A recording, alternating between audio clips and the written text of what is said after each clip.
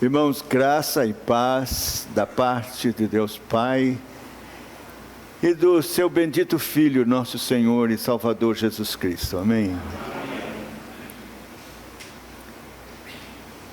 É com temor e tremor que me coloco aqui, na expectativa de que Deus, por sua soberana graça, queira me usar para a sua glória, para o bem da sua igreja, para a salvação de almas.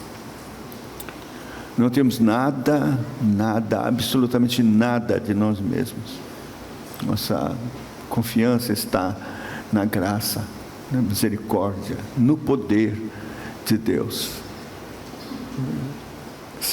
Oro para que o Senhor queira operar aquela manifestação de Espírito e poder no nosso meio, pela sua palavra, em nossos corações.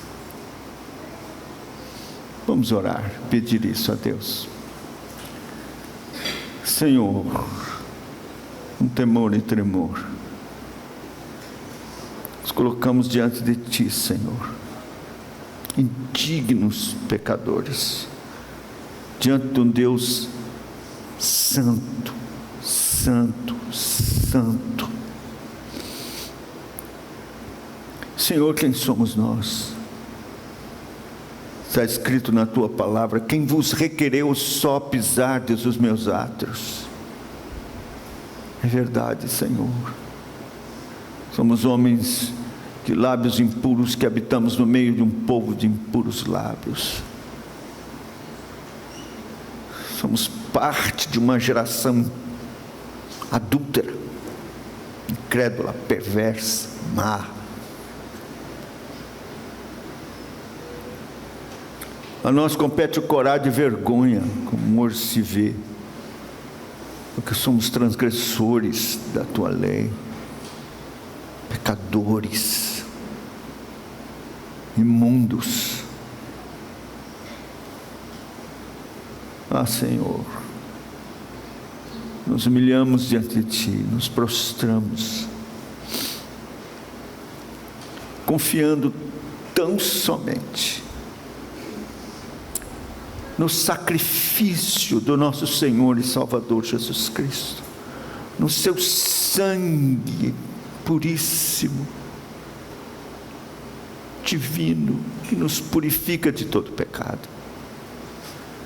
É assim, Senhor, que rogamos, que Tu te apiedes de nós, e queiras por Tua graça nos abençoar, nos receber na Tua presença, cobertos com a justiça de Cristo, lavados no seu sangue. Ó Senhor, tem compaixão. Sem Ti não somos nada, e se o Senhor não nos abençoar, de nada adiantará.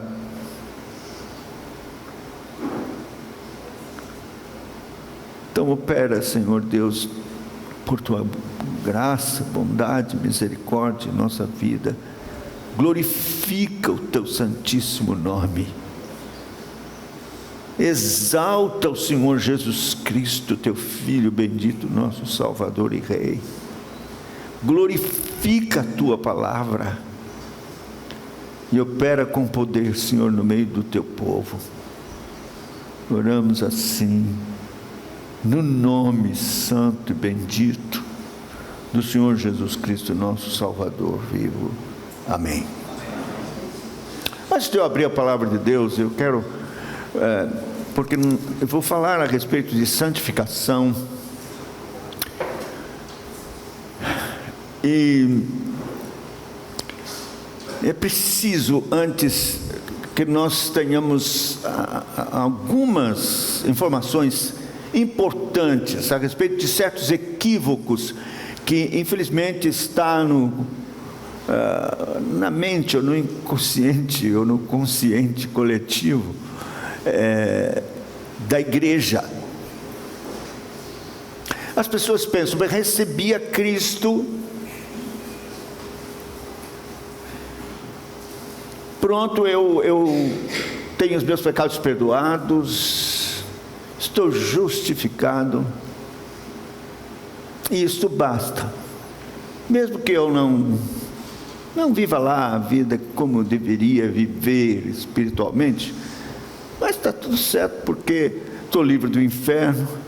Alguns pensam, mesmo que eu não tenha aquele lugar lá perto do trono, mas se estiver lá distante, numa ribeirinha, serve. Mas, meus irmãos, Cristo não é só a porta, Ele também é o caminho para o céu, dizia um puritano chamado John Flavel, ou John Flavel. Nós temos que ir a Cristo todos os dias, para crescermos em semelhança para com Ele, e cultivar a santidade. John Flavel dizia ainda: a alma é a vida do corpo, a fé é a vida da alma, e Cristo é a vida da fé. Quer dizer, fé sem as obras de Cristo não é nada, está morta.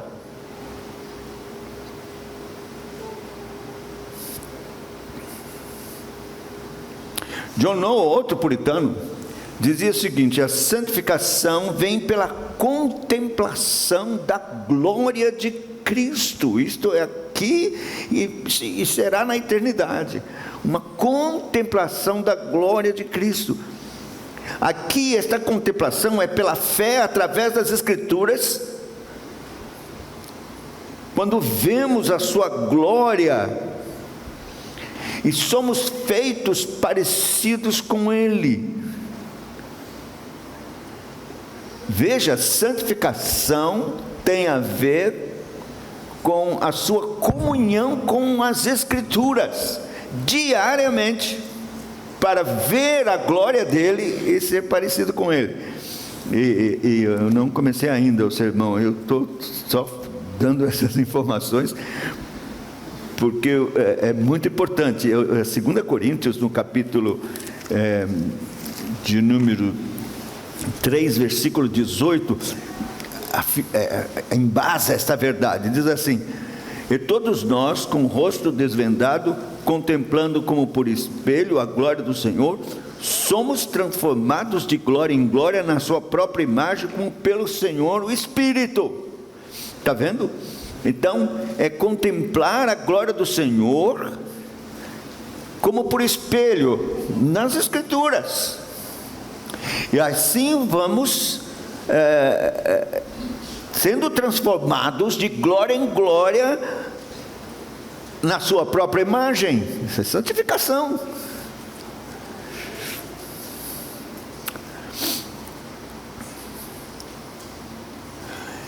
E há um entendimento errado a respeito de justificação e santificação.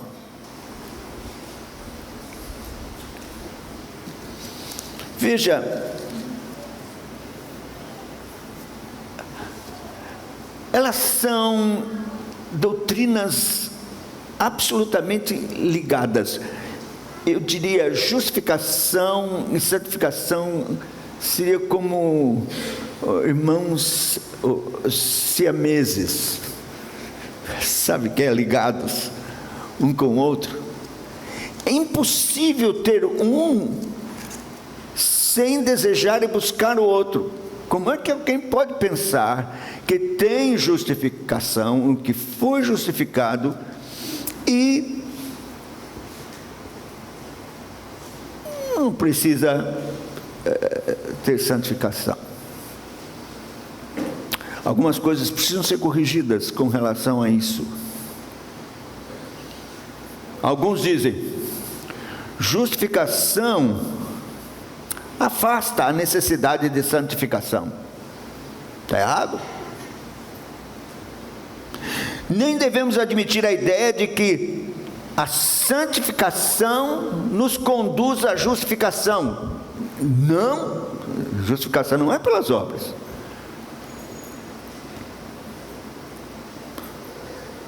Ou que a justificação é pela fé, mas a santificação é o esforço do crente para obedecer os mandamentos. Não. Temos que nos conscientizar que a santificação flui da justificação e os dois são obras da graça de Deus. E eu quero fazer uma citação de Calvino aqui, muito importante. Ele diz assim: ter Cristo é ter Cristo todo, ou tudo de Cristo. Sua graça justificadora, assim como sua graça santificadora. Caso contrário, estaremos rasgando Cristo.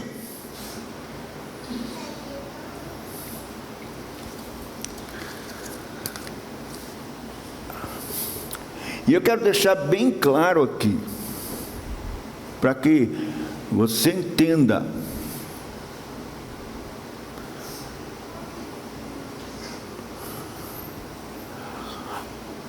A santificação, ou os frutos, ou o fruto do Espírito, os frutos de Cristo, que é o fruto do Espírito, que é a vida de Cristo, confirma ou não a nossa justificação.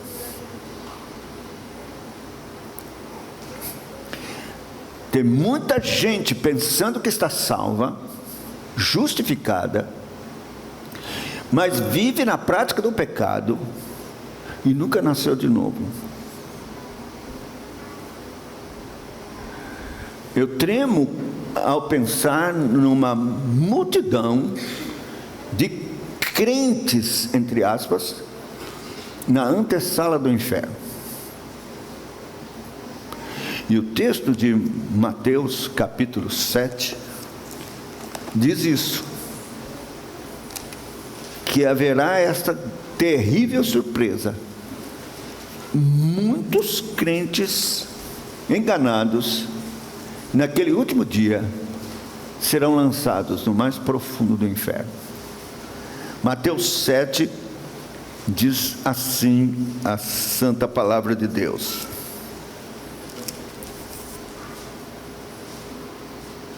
a partir do verso 15: acautelai-vos dos falsos profetas, que se vos apresentam disfarçados em ovelhas, mas por dentro são lobos roubadores. Pelos seus frutos os conhecereis. Colhem-se porventura uvas dos espinheiros, ou figo dos abrolhos? Assim toda árvore boa produz bons frutos, porém a árvore má produz frutos maus. Não pode a árvore boa produzir frutos maus, nem a árvore má produzir frutos bons. Toda árvore que não produz bom fruto é cortada e lançada ao fogo. Assim, pois, pelos seus frutos os conhecereis. Deixa eu parar aqui. Que você acha que frutos são esses? Tem gente que pensa que é ativismo. Eu canto no coral, eu toco, eu faço isso. Olha, eu já ganhei tantas almas, eu dou dízimo, eu vou à igreja, Não é isso não. Pelos frutos conhecereis aqui, tem a ver da natureza da árvore. Então, é o fruto do Espírito, é a vida de Jesus em você.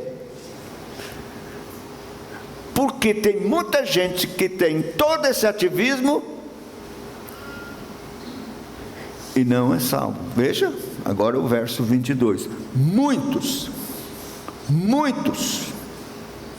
não é pouco não, muitos crentes naquele dia, crentes entre aspas, naquele dia, vão dizer: Senhor, porventura não temos nós profetizado em teu nome? Aqui pregado, não é? Os dons de revelação cessaram. Não é profecia como você pensa do Velho Testamento, é pregar. Pregaram. Em teu nome não expelimos demônios? Expeliram. Deus honrou o nome de Jesus. Em teu nome não fizemos muitos milagres? fizeram, oraram e Deus ouviu a oração, curou. Então lhes direi explicitamente: nunca vos conheci, apartai-vos de mim, os que praticais a iniquidade. Está vendo?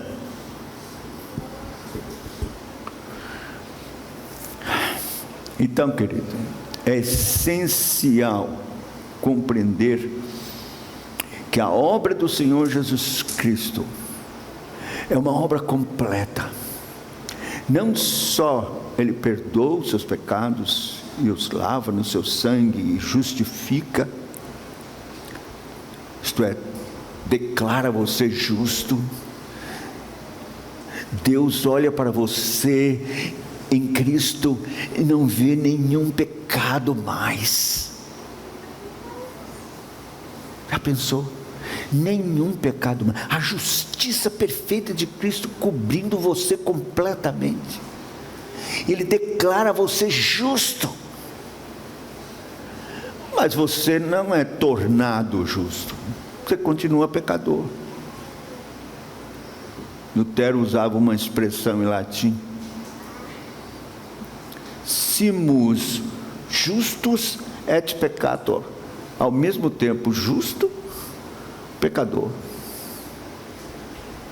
Você é um pecador justificado, perdoado, mas continua pecador.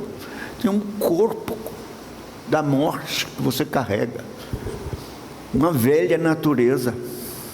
Contudo, a justificação inoculou algo glorioso, maravilhoso em você, libertou você do domínio do pecado e deu a você ganas, desejo profundo, sincero, ardente de ser santo e de aborrecer o pecado, odiar o mal e buscar progressivamente a santificação, que nunca será perfeita nessa vida, mas que cada vez mais nos faz parecer com Cristo. Então é sobre isso que eu quero falar nesta manhã. E aí, como é então que isso de fato acontece? Tenho para mim que é a falta da percepção de algo fundamental, que faz a diferença entre o entendimento teológico de salvação católico romano e protestante.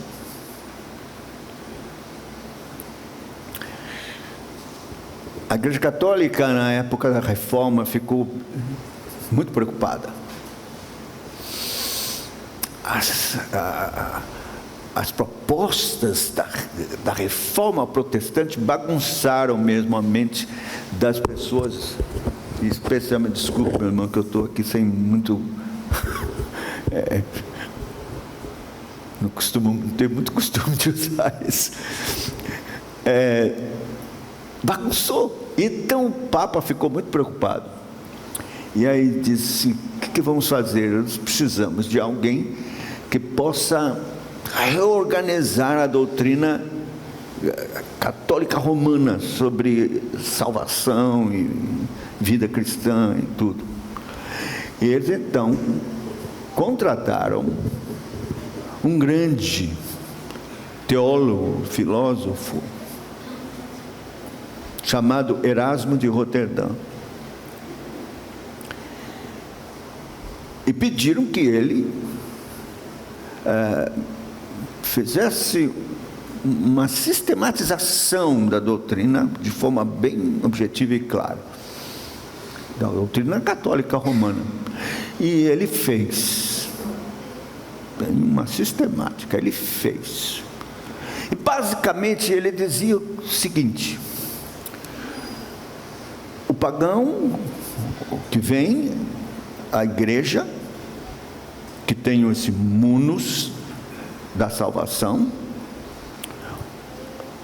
pelo sacerdote, Na hora do batismo, ex opere operatum, é uma expressão que quer dizer nessa hora, nesse momento, confere ao pecador ali uma graça infusa, uma graça que é colocada no coração.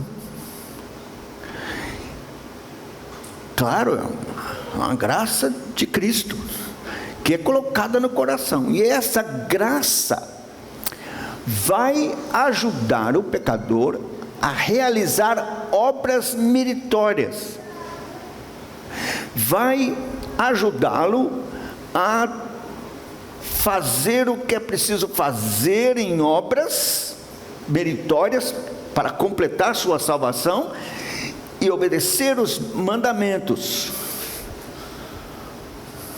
pelo seu esforço, ajudado por essa graça meritória.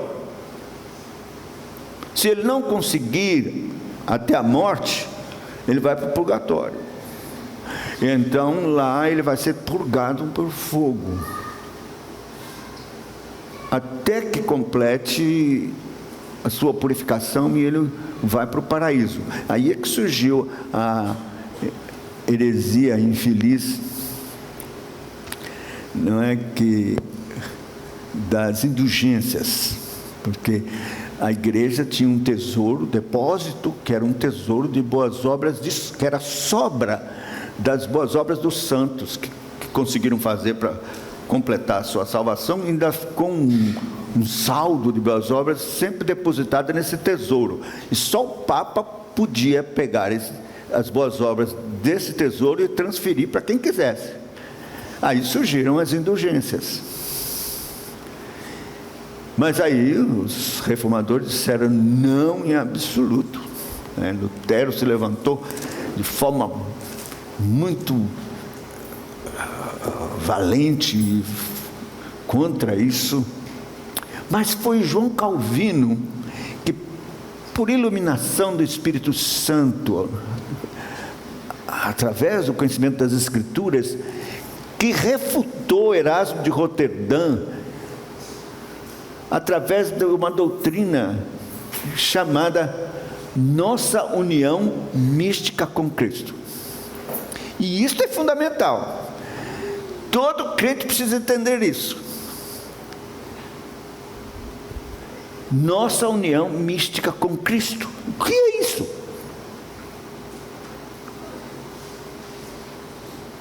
Eu vou lhe dizer. Esse é o verdadeiro batismo do Espírito Santo. Vamos ver isso nas Escrituras? Vamos começar com Lucas capítulo 9. Veja que o Senhor Jesus deixa bem claro que é preciso ter um entendimento no Evangelho de uma união com sua morte. No capítulo 9, versículo 23, ele diz: dizia a todos: se alguém quer vir após mim, a si mesmo se negue, dia a dia, tome sua cruz e siga-me, pois quem quiser salvar a sua vida, perdê-la-á. Quem perder a vida por minha causa, esse a salvará. Veja, por que quando pregamos o Evangelho não tratamos disso? Porque só falamos a respeito da obra da cruz, do seu sangue que nos perdoa e nos purifica de todo pecado. Aceite a Cristo, receba Cristo, e então seus pecados serão perdoados. Ponto final. Que isso? Não. É preciso entender que receber a Cristo significa crer de fato na sua morte, na suficiência da sua morte, do seu sangue para remissão dos nossos pecados.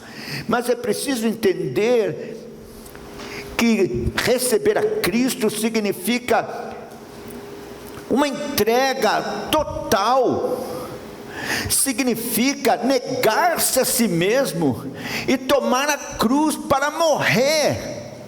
Veja, aqui não é tomar a cruz só para sofrimento, o contexto é perder a vida, porque ele diz: Pois quem quiser salvar a sua vida, perdê-la-á. Perder vida é morrer. Então, Jesus está dizendo que o Evangelho tem um outro lado. É um lado do custo, que significa negar-se a si mesmo e fazer uma entrega absoluta e total, tomando a cruz para morrer. Morrer para si mesmo, morrer para o pecado, morrer para o mundo, morrer para os seus direitos, morrer para os seus ideais, seus planos pessoais. Morrer é perder a vida.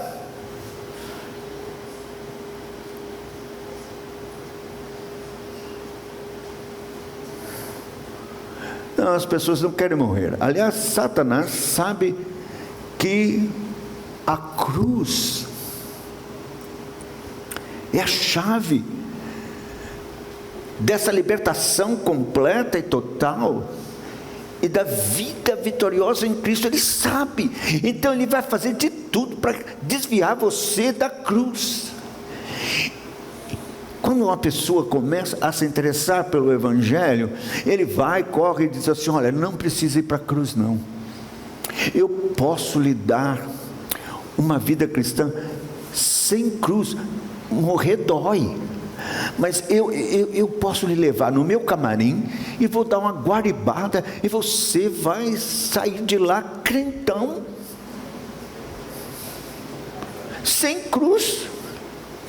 E está sim de crente que desviou do caminho da cruz e entrou no camarim do diabo e aprendeu a ser crente por sugestão dele ou por arremedo, e estão dentro da igreja vivinhos da Silva, nunca morreram,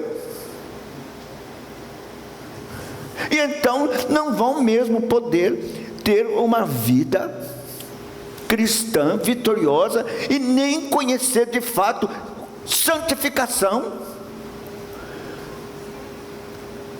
Essa é a razão porque muitos vivem a sua vidinha medíocre espiritual, estão na coleira do diabo, presos, cheios de práticas de pecado.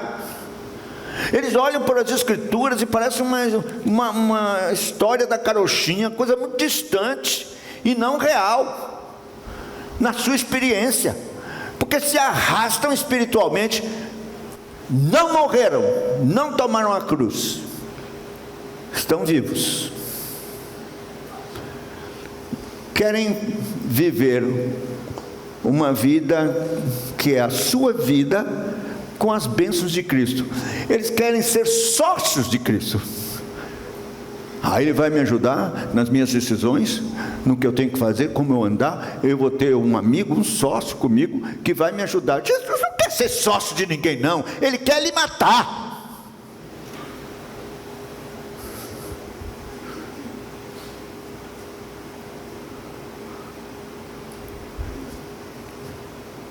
Ele quer que você entenda que é preciso morrer.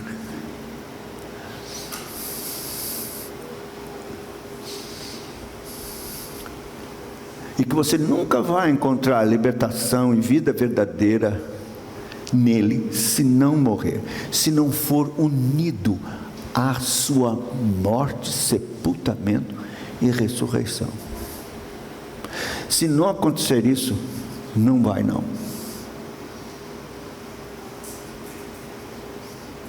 São tantos os textos na palavra de Deus que mostram isso. Jesus mesmo, em João capítulo 12,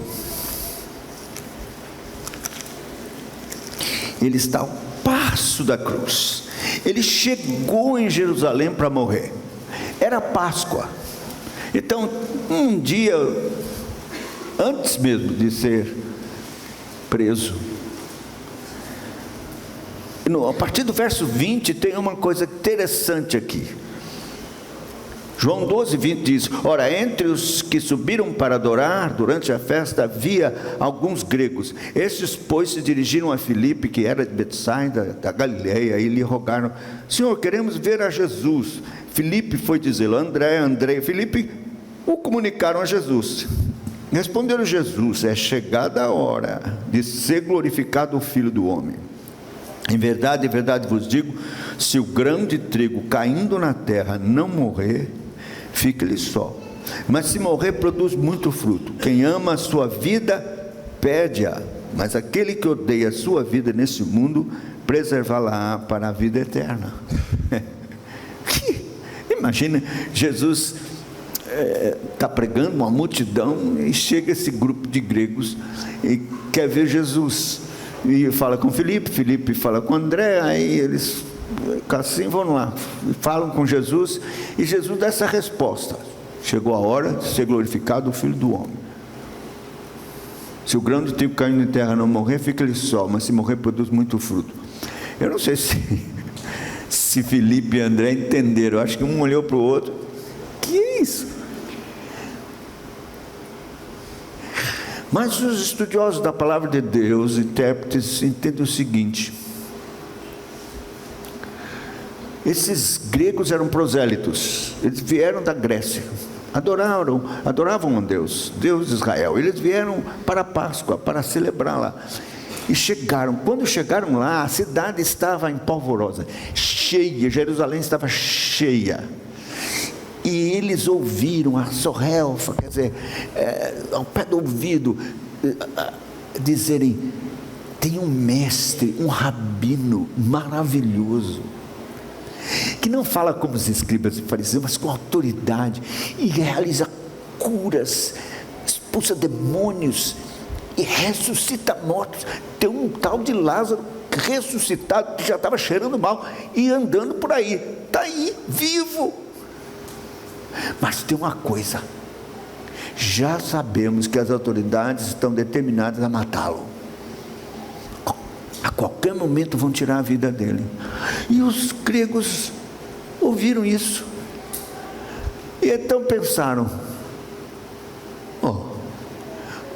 vamos fazer uma proposta para ele. Nós o levamos para ser nosso rabino, vamos dar tudo o que ele precisa e o livramos da morte, e ele fica conosco lá na Grécia. Era essa a proposta. E Jesus já sabia. Disse: olha, chegou a hora de ser glorificado o Filho do Homem. Se o grão de trigo caindo em terra não morrer, fica só, mas se morrer, produz muito fruto. Quem ama a sua vida, perde-a. Mas quem odeia esta vida, a vida deste mundo, preserva-la para a vida eterna. Jesus está se referindo a isso.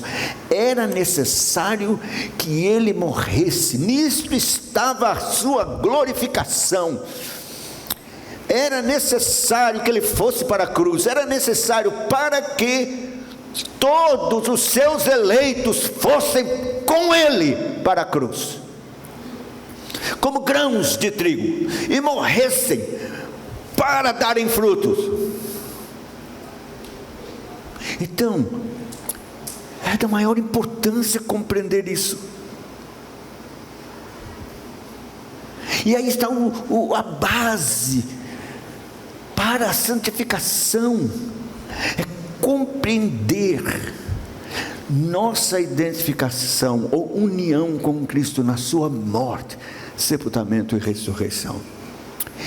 E quem faz isso é o Espírito Santo no coração dos eleitos de Deus. Veja Romanos capítulo 6.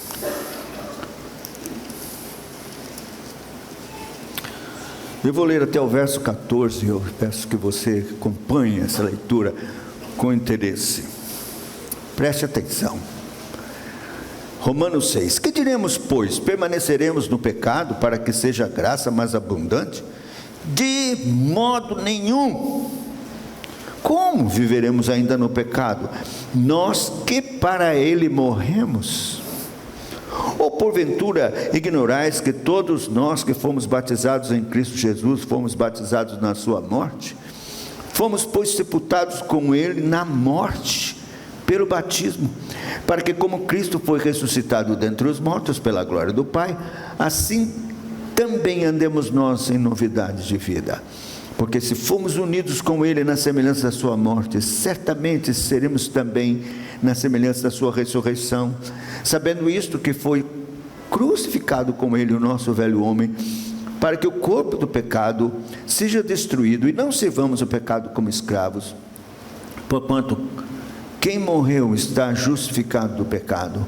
Ora, se já morremos com Cristo, cremos que também com Ele viveremos, sabedores de que, havendo Cristo ressuscitado dentre os mortos, já não morre, a morte não tem domínio sobre Ele, pois quanto a ter morrido de uma vez, para sempre, morreu para o pecado, mas quanto a viver, vive para Deus. Assim também vós, considerai-vos mortos para o pecado, mas vivos para Deus em Cristo Jesus. Não reine, portanto, o pecado em vosso corpo mortal, de maneira que obedeçais às suas paixões, nem ofereçais cada um os membros do seu corpo ao pecado como instrumento de iniquidade, mas oferecei-vos a Deus como ressurretos entre os mortos, e os vossos membros a Deus como instrumentos de justiça, porque o pecado não terá domínio sobre vós, pois não estáis debaixo da lei, e sim da graça. Que coisa maravilhosa! Quer dizer então que o Espírito Santo opera esse batismo, que é a nossa união com a morte, sepultamento e ressurreição. Ele faz isto no coração. Quando você é batizado, a Igreja Batista faz isso, é uma espécie de representação disso, não é? Você morreu e ressuscitou com Cristo e para Cristo. Mas não é nessa hora. Você faz isso porque já deu um bom testemunho, foi examinado pela Assembleia, não é? Então você já apresentou frutos de que isso já aconteceu no seu coração. Você foi batizado pelo Espírito Santo na morte, no sepultamento e na ressurreição de Cristo. E isso acontece no coração. É interessante, um detalhe, sempre gosto de apresentar esse detalhe, porque a Bíblia é muito rica nesses detalhes, e a gente esquece e passa para lá. O que você acha? Quando Jesus Cristo foi crucificado e morreu, então um homem rico, chamado José de Arimateia, pediu o corpo de Jesus.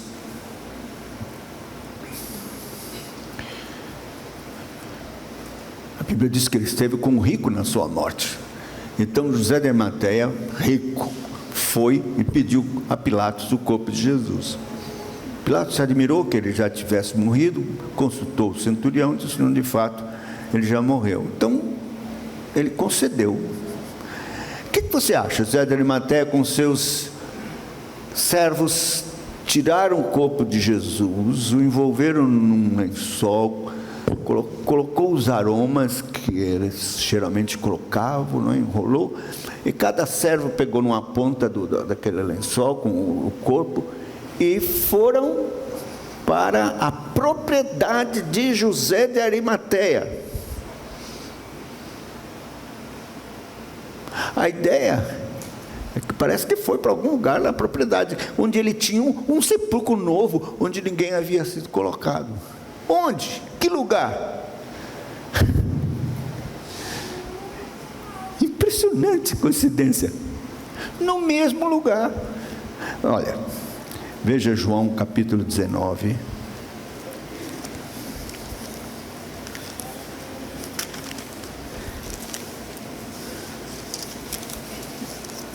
João 19, verso 40 a 42, diz assim: tomaram, pois, o corpo de Jesus, o envolveram em lençóis com os aromas, como é de uso entre os judeus, na preparação para o sepulcro. No lugar, olha, veja, no lugar onde Jesus fora crucificado, havia um jardim, e neste um sepulcro novo, no qual ninguém tinha sido ainda posto. Ali, por causa da preparação dos judeus e por causa de estar perto do túmulo, depositaram o corpo de Jesus. Um jardim, não pense você que é de rosas, né? Jardim aqui é plantação de oliveira, chamava-se jardim. José de Arimateia tinha uma propriedade no monte onde Jesus foi crucificado, bem perto, era o mesmo monte, a propriedade ficava aqui, encostado, com uma plantação de oliveira, uma prensa para fazer azeite, era dele, propriedade dele, e ele tinha um túmulo que ele abriu na rocha ali, no mesmo lugar, no mesmo monte. Coincidência? Não. Jesus foi crucificado no mesmo monte, sepultado no mesmo monte e ressuscitou no mesmo lugar. Isso para mostrar que no mesmo coração tem que acontecer isso: morte com Cristo, sepultamento com Cristo e ressurreição com Cristo. O Espírito Santo faz isso no mesmo monte, no mesmo coração. Ele nos identifica, nos une. É esta união mística que Calvino falava, que é operada pelo Espírito Santo e que, portanto, precisa ser observada. Não só isso, precisa se crer nela. Olha, eu vejo o verso 11, assim, do capítulo 6 do Romanos: assim também vós considerai-vos mortos para o pecado. Creia nisso. Pela fé se aproprie dessa realidade que aconteceu de fato lá no Calvário e que pelo Espírito Santo foi efetivada no seu coração. Creia, considere-se morto. Isso é um trunfo importante para você na sua luta contra o pecado. Porque tem gente que diz: eu não posso, eu não consigo, eu não posso. Você pode. Você morreu para o pecado. Considere-se assim. Você está unido com Cristo na sua morte para o pecado e unido na sua ressurreição para a vida de piedade para com Deus. Isto é um fato. Considere-se.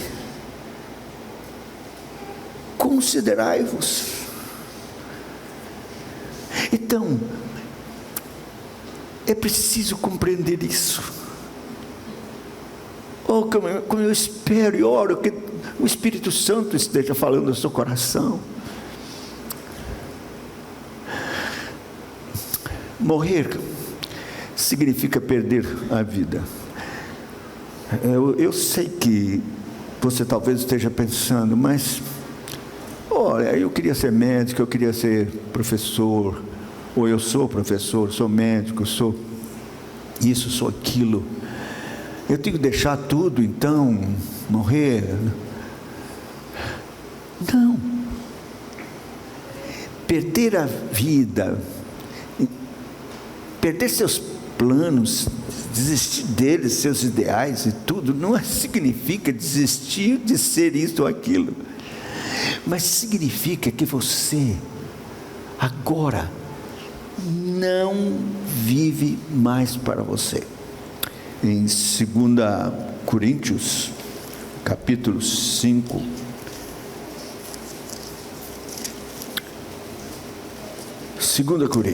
capítulo 5,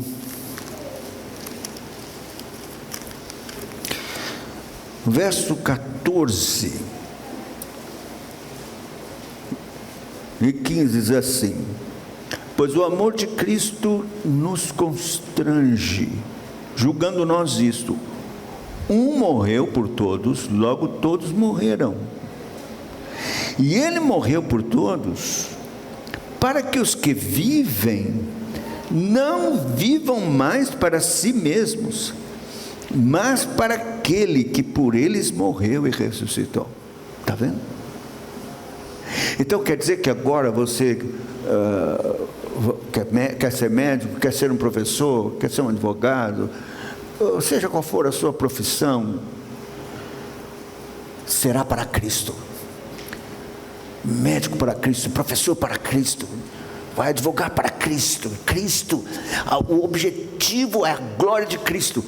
Eu fico triste de ver os jovens hoje pensando o que eu vou ser e pensando assim, como é o mercado, o que dá mais dinheiro para eu escolher qual é a profissão. Está errado, você morreu. Você não pode, você não tem direito de fazer isso. Você tem que pensar: o que é que Deus quer que eu faça para Cristo? Eu morri e agora vivo para Ele. Meu único motivo de respirar é Cristo. Ou então não morreu. Você tem Cristo como um sócio, alguém para ir para lhe ajudar. Que é isso? Olha, a proposta de Cristo é radical. E é sine qua non. Se for assim, não vai. É arremedo, é brincar de igrejinha, é se enganar. E nunca experimentar o que realmente Cristo veio para dar. É claro que na vida prática, a Bíblia é tão rica que ela nos ensina como de forma prática, todos os dias, nós podemos fazer isso. Se você virar, nem precisa virar a página, 2 Coríntios capítulo 4, versículo 10, diz assim: levando sempre no corpo o morrer de Jesus, para que também a sua vida se manifeste em nosso corpo. Porque nós que vivemos somos sempre entregues à morte por causa de Jesus, para que também a vida de Jesus se manifeste em nossa carne mortal. Não tem nada mais prático do que isso. E é interessante que Jesus diz assim: se alguém quer vir após mim, negue-se a si mesmo, tome cada dia a sua cruz. Como é isso? Eu participei de sempre conto isso, talvez você já ouviu falar sobre isso, que eu já tenho falado muitas vezes. Participei, quando eu era jovem, de um movimento chamado Geração 79. Os mais velhos talvez se lembrem. Lá em São Paulo. Billy Graham esteve lá e tal. E eu estava lá. Marcou minha juventude, marcou minha vida. E um dos pregadores foi Luiz Palau, um grande evangelista argentino. Grande evangelista. E ele leu esse texto e deu uma explicação.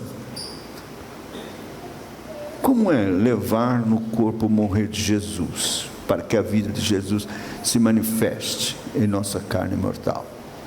Aí ele disse assim: toda vez que a minha ou a sua vontade, essa do relógio aqui, carnal, pecaminosa, cruza com a vontade de Deus, que você conhece nas Escrituras reveladas, e você então desiste da sua vontade pela vontade de Deus, você morreu e a vida de Cristo se manifestou na sua carne mortal.